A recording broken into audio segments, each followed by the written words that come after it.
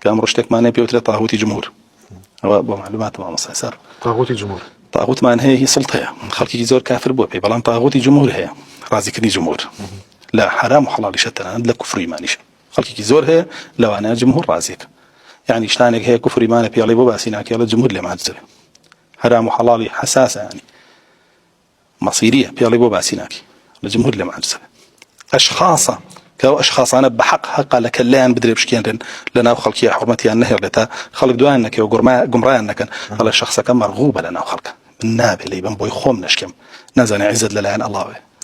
نازني الله بزل العزة دا بس بو طاغوتي جمهوره زوري كده خلقي تسليمي بو أجاشي لخويني داعية وبانك خواتيشا زورش هي ناقل لبروي كومنتي ناشريني بونه زورش هي أيلين بوي زورت لايكي بو بكشتك بطالش ولا صباصي وبابتك ويبلا لبناوي أو